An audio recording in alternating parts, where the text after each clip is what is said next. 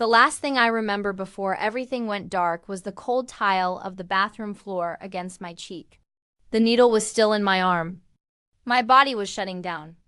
I could feel myself slipping away, and honestly, part of me was ready to let go. But in that moment, when death was reaching for me, something else reached for me first. Someone else. And that's the only reason I'm alive today to tell you this story. Let me know in the comments where you're watching from.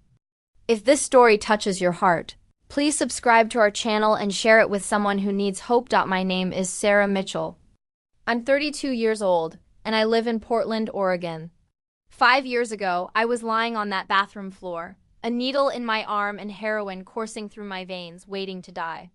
Today I'm alive, I'm free, and I'm walking in a purpose I never knew existed. This is my story of how God met me in the darkest valley and pulled me back from the edge of eternity. I didn't grow up planning to be a drug addict. Nobody does. I had what most people would call a good childhood. I grew up in a middle-class neighborhood in the suburbs of Portland. My parents were still married, my dad worked as an accountant, my mom was a teacher. I have one younger brother, Tyler. We went to church most Sundays, celebrated holidays together, took family vacations to the Oregon coast every summer. From the outside, everything looked normal, stable, safe, but what people didn't see was the anxiety that lived inside me from as far back as I can remember. I was always the nervous kid, always worried about something. I worried about school, about making friends, about disappointing my parents, about things that hadn't even happened yet. I learned early on to hide it, to put on a smile and pretend everything was fine. But inside, I was constantly battling this sense of unease, this feeling that something bad was always about to happen. In high school, I discovered that alcohol helped quiet that noise in my head. A few drinks at parties, and suddenly I felt relaxed, confident, normal. It wasn't a problem at first, just typical teenage experimentation. I graduated high school with decent grades and went to Portland State University to study graphic design. That's where I met my husband, Jason. We fell in love fast, got married right after graduation when I was 22 years old. For a few years, life was good. I got a job at a marketing agency doing design work. Jason worked in construction. We bought a small house in Southeast Portland, talked about starting a family someday. I drank socially, nothing that seemed out of control. But that anxiety was always there, lurking beneath the surface, and as life got more stressful, I found myself drinking more often to cope. Everything changed when I was 26 years old. I was driving home from work one evening when a pickup truck ran a red light and slammed into the driver's side of my car. The impact was devastating. I suffered 3 broken ribs, a fractured collarbone, and severe damage to my lower back. The physical pain was excruciating, but the trauma of that accident did something to my mind too. The anxiety that had always been manageable suddenly exploded into full-blown panic attacks. I spent 2 weeks in the hospital and then months in physical therapy. The doctors prescribed me OxyContin for the pain, and it was like nothing I'd ever experienced. Not only did it take away the physical pain, but it also silenced the anxiety, the fear, the constant worry. For the first time in my life, I felt truly at peace. I felt normal. I felt like the person I'd always wanted to be. When the prescription ran out, I went back to my doctor asking for more. He was hesitant, said I should be managing the pain with over-the-counter medications by that point. But I lied. I told him the pain was still unbearable, that I couldn't function without the medication. He gave me one more prescription, but after that, he cut me off. He said he was concerned about dependency. That's when panic set in. I couldn't go back to feeling the way I felt before. I couldn't face the anxiety, the fear, the emotional pain without those pills. So I started doctor shopping, going to different clinics, making up symptoms, doing whatever it took to get more prescriptions. But for a while, it worked. But eventually, doctors started catching on, and it became harder and harder to get pills legally. That's when someone told me about heroin. I was at a bar, complaining to an acquaintance about not being able to get pills anymore. And he said, heroin is basically the same thing, and it's way cheaper. I was horrified at first. Heroin was for junkies, for people living on the streets, not for people like me. But the craving was so strong, and the desperation was so intense, that I convinced myself it would just be one time, just to get through until I could figure something else out. I'll never forget the first time I used heroin. A guy I barely knew brought it to my house while Jason was at work. He showed me how to prepare it, how to tie off my arm, how to find a vein. I was terrified, my hands were shaking, but the need was stronger than the fear. When that drug hit my system, it was like coming home. All the pain, all the anxiety, all the noise in my head disappeared. I felt warm, safe, loved. I felt like everything was going to be okay. But it wasn't okay. Nothing was okay. That one time turned into twice a week, then every other day, then every single day. I became a completely different person. I stopped caring about my job, my marriage, my family. All I cared about was getting high. I started stealing money from Jason's wallet, from my parents, from anyone I could. I pawned my wedding ring, my laptop, anything of value. I lost my job because I kept missing work or showing up nodding off at my desk. Jason tried to help me at first. He begged me to get treatment, threatened to leave if I didn't stop. But I wasn't ready. I wasn't done. I told him I could quit anytime I wanted, that I just needed a little more time. But time only made things worse. The addiction tightened its grip, and I sank deeper and deeper into darkness. After a year of my addiction spiraling out of control, Jason finally left. He packed his bags one morning and said he couldn't watch me kill myself anymore. He said he loved me, but he couldn't save me. I had to save myself. I was devastated, but not devastated enough to stop using. If anything, losing him gave me an excuse to use more. I told myself I was using to numb the pain of the divorce. But the truth is, I would have kept using no matter what. I lost the house. Couldn't afford the mortgage without Jason's income, and I wasn't working. I moved into a cheap studio apartment in a rough part of town. My parents tried to stage an intervention, but I cursed them out and told them to leave me alone. My brother stopped talking to me after I stole money from him. I burned every bridge, destroyed every relationship, all in service to my addiction. The next 3 years are a blur of darkness, desperation, and degradation. I did things I never thought I'd do to get money for drugs. I stole from stores, I panhandled on street corners, I sold my body.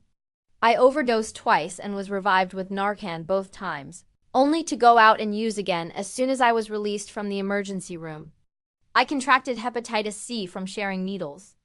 I was arrested multiple times for possession and petty theft. I spent nights in jail, days in detox programs that I'd walk out of as soon as I could.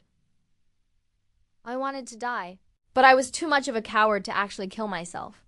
So I just kept using, hoping that one day I'd take too much and it would all be over. I stopped caring about anything or anyone, including myself. I was a shell of a person, a ghost haunting the streets of Portland, waiting for death to find me. If you're struggling with addiction or know someone who is, don't wait another day to reach out for help. Please take a moment to like and share this video so it can reach someone who desperately needs to hear this message of hope. And then came that day. November 17th. I'll never forget the date. I'd scored some heroin from my dealer, but this batch was different, stronger. Later I found out it was laced with fentanyl, which is why it nearly killed me. I went back to my apartment, locked myself in the bathroom, and prepared my shot.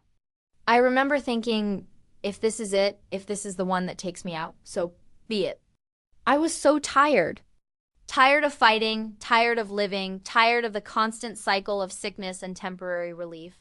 I injected the heroin into my arm and immediately knew something was wrong. My body started convulsing. My vision blurred. I couldn't breathe. I tried to stand up, but my legs wouldn't hold me. I collapsed onto the bathroom floor, the needle still stuck in my arm. My heart was racing, then slowing, then racing again. I could feel my body shutting down, system by system, and there was nothing I could do to stop it. In those moments, I wasn't afraid. I was relieved. I thought, finally, it's over.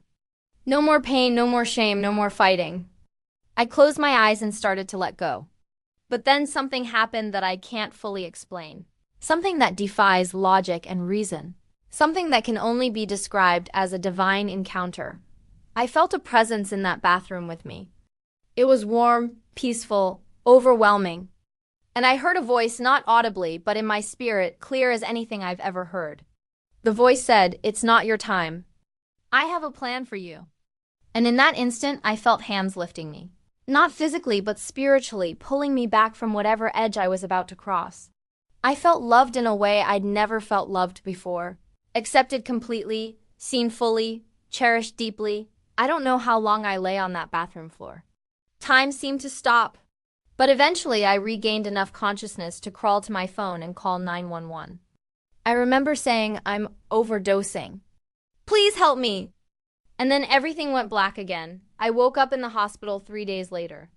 The doctors told me I'd been in critical condition, that I was lucky to be alive, that if I'd waited even 5 more minutes to call for help, I would have died. They said my heart had stopped twice in the ambulance, and they'd had to use the defibrillator to bring me back. They said it was a miracle I didn't have permanent brain damage from the lack of oxygen, but I knew it wasn't luck and it wasn't just medical intervention. God had met me on that bathroom floor, and he'd pulled me back from death because he wasn't finished with me yet.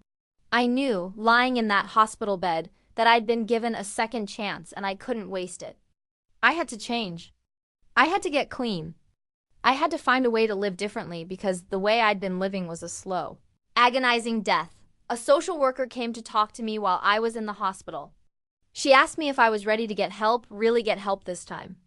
And for the first time in years, I said yes. Yes, I'm ready. Yes, I need help. Yes, I can't do this on my own. She connected me with a faith-based recovery program run by a local church. A program that offered long-term residential treatment for women struggling with addiction. I entered the program 2 weeks later. It was a 12-month program, which seemed like an eternity at the time, but it turned out to be exactly what I needed. The program was intense. We had daily group therapy sessions, individual counseling, classes on life skills and addiction education, and regular Bible study and prayer meetings. We lived in a house together, 6 women in recovery, holding each other accountable, supporting each other through the hard days, celebrating the small victories. At first, I was skeptical about the faith component. I'd grown up going to church, but I'd never had a real relationship with God. I'd never understood what it meant to truly surrender your life to him. But after what I'd experienced on that bathroom floor, I was open to exploring faith in a deeper way. I started reading the Bible, really reading it, not just going through the motions. I started praying, having honest conversations with God about my pain, my shame, my fear, my regrets, and slowly something started to shift inside me. I started to understand that my addiction wasn't just a physical problem. It was a spiritual problem. I'd been trying to fill a God-shaped hole in my soul with drugs, and nothing I put into that hole would ever satisfy it. Only God could fill it. Only his love could heal the deep wounds I'd been carrying since childhood. Only his grace could set me free from the shame and guilt that had been weighing me down for years. One of the most powerful verses I discovered during that time was from 2 Corinthians. It says, "Therefore, if anyone is in Christ, the new creation has come. The old has gone. The new is here." That verse gave me hope.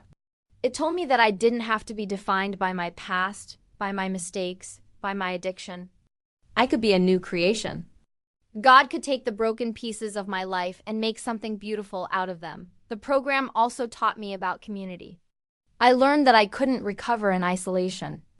I needed other people, people who understood what I was going through, people who could encourage me when I was weak, people who could hold me accountable when I was tempted to slip back into old patterns. The women in that house became my sisters. We shared our stories, we cried together, we laughed together, we prayed together. They saw me at my worst and loved me anyway. That kind of unconditional love was healing in ways I can't fully describe. Recovery wasn't easy. There were days when the cravings were so intense I thought I'd lose my mind. There were nights when I lay in bed sobbing, grieving all the years I'd lost, all the relationships I'd destroyed. There were moments when I wanted to walk out of that program and go back to using because facing my pain sober was unbearable. But every time I hit those moments, I remembered that bathroom floor. I remembered the voice that said, "It's not your time. I have a plan for you." And I held on to that promise like a lifeline. After 9 months in the program, I was finally allowed to have visits with my family. My parents came first. I hadn't seen them in over 2 years, and the look on their faces when they walked in broke my heart. My mom started crying the moment she saw me. She hugged me so tight I could barely breathe, and she kept saying, my baby, you're back." My dad, who's not an emotional man, had tears streaming down his face. He said, "We never stopped praying for you. We never gave up hope." My brother Tyler visited a few weeks later. Our relationship had been so damaged by my addiction, and I didn't know if he'd ever be able to forgive me. But he showed up and he listened as I apologized for all the pain I'd caused him. For stealing from him, for lying to him, for choosing drugs over our relationship. He looked at me and said, "I forgive you. And I can see that you're different now. I can see that God is doing something in your life." Those words meant everything to me. I completed the 12-month program and moved into a transitional living house for women in recovery. I got a job working at a coffee shop, something simple and low stress while I continued to build my foundation in sobriety. I attended recovery meetings 3 times a week and stayed connected to the church that had sponsored my program. I volunteered in their outreach ministry, helping to serve meals to people experiencing homelessness and addiction. People who were right where I used to be. The hardest part of my recovery was facing Jason, my ex-husband. We'd been divorced for 3 years by that point, and I didn't even know if he'd be willing to see me. But I knew I needed to make amends, to apologize for the pain I'd put him through, even if he never wanted to speak to me again. I reached out through a mutual friend, and to my surprise, he agreed to meet with me. We met at a park near our old house.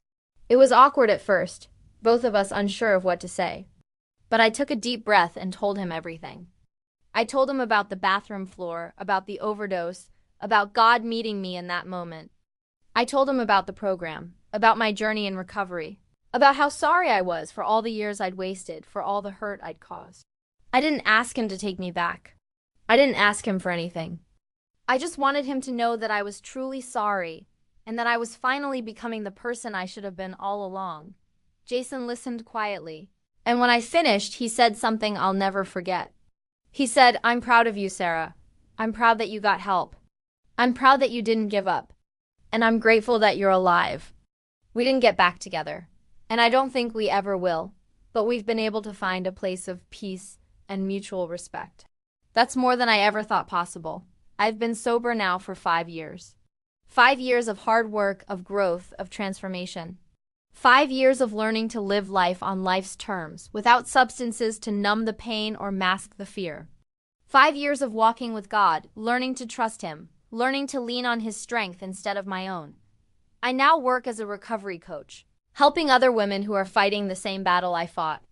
I lead a women's Bible study at my church, sharing my testimony and pointing others to the hope that saved me. I've seen God use my story to reach people who were on the brink of giving up. People who needed to know that no matter how far they've fallen, God can still reach them. People often ask me what made the difference this time. Why did this recovery attempt work when so many others had failed? And I tell them the truth. It was God. It was His intervention on that bathroom floor. It was His grace that gave me a second chance. It was His love that healed my broken heart. It was His strength that carried me through the hardest days. Every sober day, every victory, every restored relationship is a testament to His faithfulness, not my willpower. If you or someone you love is facing this battle, please don't give up. Reach out for help today. Subscribe to this channel and share this story with someone who needs to hear that recovery is possible, and that God's love is greater than any addiction. I still attend recovery meetings every week. I still see my counselor regularly. I still read my Bible every day and pray constantly. Because I know that complacency is dangerous. I know that the moment I start thinking I've got this on my own is the moment I'm in trouble. My sobriety depends on my connection to God, and to my recovery community. My relationship with my parents is stronger than it's ever been. They tell me all the time how grateful they are to have their daughter back. My brother and I are close again. We talk on the phone every week, and he's told me that watching my recovery has strengthened his own faith in God. Those relationships that I thought were destroyed forever have been restored. Not to what they were, but to something even better. Built on honesty and authenticity instead of pretense. I've also been able to reconnect with a few old friends who stuck by me even during my darkest days. They're the ones who never gave up on me, who kept praying for me even when I pushed them away. Having those people back in my life reminds me that I was never as alone as I thought I was. God was always working behind the scenes, placing people in my path who would love me through the darkness. The work I do now with women in recovery is the most fulfilling thing I've ever done. Every time I meet a woman who's just coming out of active addiction, I see myself 5 years ago. I see the fear, the shame, the hopelessness in her eyes. And I get to tell her, I've been where you are. I know how dark it feels. But there is hope. There is a way out. God can heal you. He can restore you. He can give you a new life. I've walked alongside women through detox, through cravings, through relapses, through family crises, through every imaginable struggle. And I've seen God show up over and over again. I've seen women who were living on the streets move into safe housing. I've seen women who'd lost custody of their children be reunited with them. I've seen women who thought they'd never work again find meaningful employment. I've seen broken women become whole, and it's the most beautiful thing in the world. There's a verse in the book of Joel that says, "I will repay you for the years the locusts have eaten." That verse is my testimony. The years I lost to addiction, the relationships I destroyed, the potential I wasted, God is redeeming all of it. He's taking those broken years and using them to bring healing to others. He's making my mess into a message, my test into a testimony. I'm not the same person who collapsed on that bathroom floor 5 years ago. God has transformed me from the inside out. He's healed my anxiety, given me peace that I never thought possible. He's freed me from the shame and guilt that kept me trapped for so long. He's given me a purpose, a calling, a reason to wake up every morning with hope and gratitude. Do I still have hard days? Absolutely. Do I still face challenges and temptations? Yes.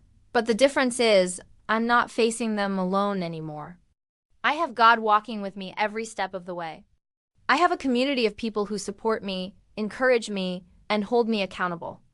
I have tools and resources that help me navigate life's difficulties without turning to substances. One of the most important things I've learned in recovery is the power of gratitude. When I focus on what I have instead of what I've lost, my entire perspective shifts. I'm grateful for a safe place to live, for meaningful work, for restored relationships, for health, for freedom, for another day of sobriety. These things that I once took for granted, I now see as precious gifts from a loving God. I've also learned to forgive myself. That was one of the hardest parts of recovery. I carried so much shame for the things I'd done, the people I'd hurt, the years I'd wasted. But God's grace taught me that I don't have to live in condemnation. Jesus paid the price for my sins, and I'm free. Free from shame, free from guilt, free from the burden of trying to earn my worth. I'm enough because God says I'm enough. There's a worship song I love that says, "You make beautiful things out of the dust." That's what God has done in my life. He took the dust of my broken life and made something beautiful. He took a woman who was dying on a bathroom floor and gave her a second chance. A new purpose, a testimony that could bring hope to others. Looking back, I can see God's hand in every part of my journey, even in the darkest moments. He was there when I was using, grieving over me, waiting for me to come home. He was there when I overdosed, pulling me back from death. He was there in the hospital, orchestrating connections that would lead me to the right treatment program. He was there in that recovery house, speaking to me through His word and through my sisters in recovery. He has never left me. He has never forsaken me. Even when I turned my back on Him, He never turned His back on me. That's the kind of love God has for all of us. It's not a love based on our performance or our goodness. It's a love that says, "I see you at your worst and I choose you anyway." It's a love that pursues us even when we're running in the opposite direction. It's a love that meets us in our darkest valleys and carries us to higher ground. If you're on that bathroom floor right now, metaphorically or literally, if you're at the end of yourself with nowhere else to turn, I want you to know that God is there with you. He's reaching out His hand. All you have to do is take it. Cry out to Him. Ask Him for help. Tell Him you can't do this on your own. He will meet you right where you are. Recovery is possible. Freedom is real. Transformation happens. I'm living proof. 5 years ago, I was a homeless addict with a needle in my arm, waiting to die. Today, I'm a woman walking in purpose, helping others find the hope that saved me. If God can do that for me, He can do it for anyone. Thank you for letting me share my story with you. Thank you for listening, for caring, for taking the time to hear what God has done in my life. My prayer is that something I've said has touched your heart, has given you hope, has inspired you to take that next step toward freedom. You are loved. You are valuable. You are worth saving. God has a plan for your life, and it's better than anything you can imagine. Don't wait another day. Reach out for help. Call a treatment center. Go to a recovery meeting. Talk to a pastor or counselor. Take that first step and watch God meet you there. He's waiting for you with open arms, ready to give you the new life you've been longing for. God bless you. May you experience the same freedom, the same healing, the same abundant life that God has given me. It's available to everyone who calls on His name. Today is the day. Today is the day your new life begins.